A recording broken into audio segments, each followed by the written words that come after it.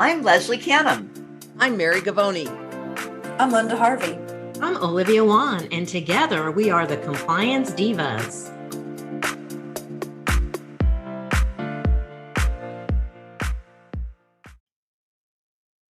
Welcome to the Compliance Divas podcast.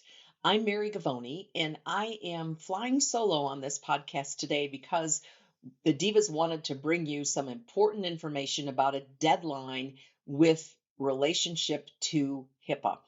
On Monday, February 16th, you are required to have an updated Notice of Privacy Practices, referred to as the NPP, and there's some information that needs to be included into the Notice of Privacy Practices that you should already have in your practice.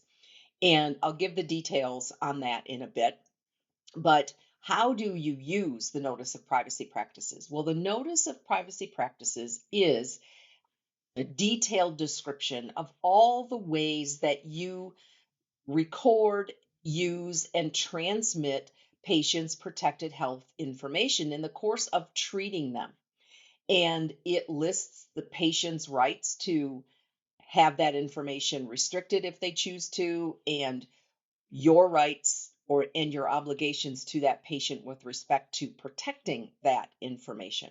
So you are not required to give a patient a copy of that Notice of Privacy Practices. Everybody doesn't need to get one, but you are required to have it available for a patient to look at, to read, or to have a copy to take with them if they want it.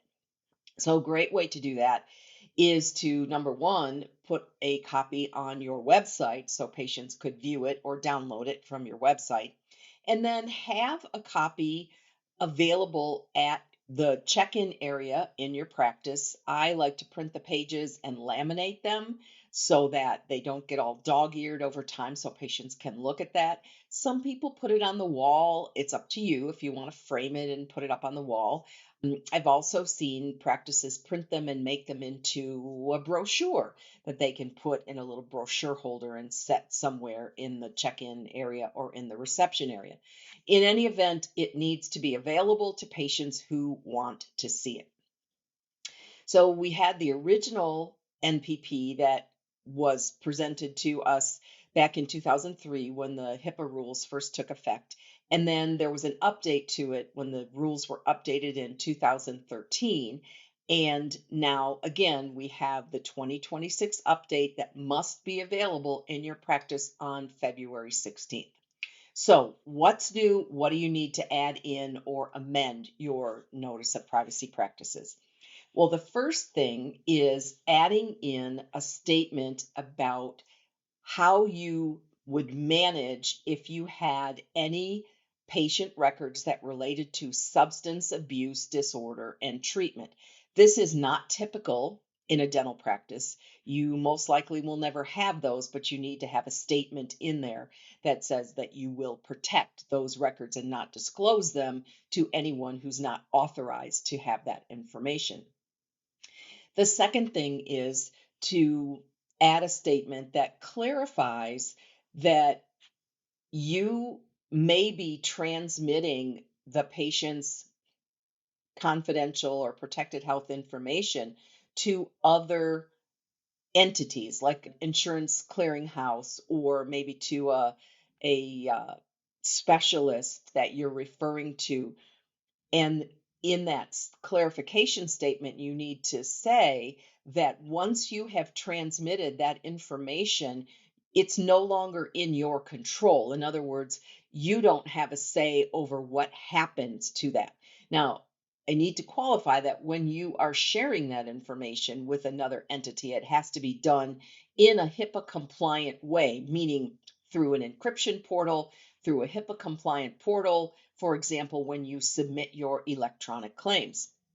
And you may remember a couple of years ago, there was a huge HIPAA security breach with a company called Change Healthcare that processed electronic claims for a number of practice management software entities. And in the grand scheme of things, the breach may have exposed some of your patient data, But because it wasn't in your control and it had been transmitted in a HIPAA compliant way, the clearinghouse was the one that had to take care of notifying the patients and providing credit protection for those patients that were affected if their records were breached.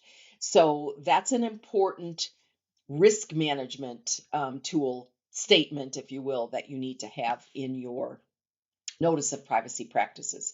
And then finally, as we are now adapting to using more and more artificial intelligence or AI in practices for record keeping or recording calls for training and so forth, you need to make sure that you have a statement in your notice of privacy practices that you may use artificial intelligence in relation to recording information about their treatment and about their communications with you. That also falls under the Federal Wiretap Act, and there was a lawsuit against a large DSO last year that violated that by using a recording software for telephone calls that they did not inform their patients that they were being recorded. So if you're using some AI app for voice charting, perio charting, or clinical notes, that involves the use of a recording device. You're speaking to your computer to record that information. You need to let your patient know ahead of time that they are being recorded because, of course, you interact with them during that time. So, again, just to summarize, the changes are making sure that you have a statement about the storage of any kind of information about substance abuse disorder treatment, a statement about the information not being in your control once it's been transmitted to another covered entity, and last, a statement that you may be using artificial intelligence to assist in your record keeping. So, where do you get a template? Where do you get a new notice of privacy practices that you can use in your practice? Well, we have a couple of options for you. If you or your doctor is a member of the American Dental Association, the ADA has done a great job of creating an updated template, and you can download it through the members section of the ADA website, and there's no cost to doing that. And that's a great service that the ADA has done.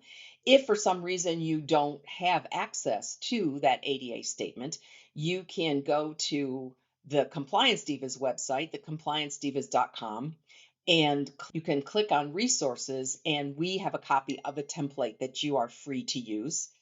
And you also can access that template through the link on the show notes for the podcast on your podcast app. If you have any questions about the podcast, you can submit them to support@thecompliancedivas.com, and we'll be happy to answer those questions for you. We hope that you give us a review on your podcast app. Thanks for your attention to this timely information, and we'll see you next time.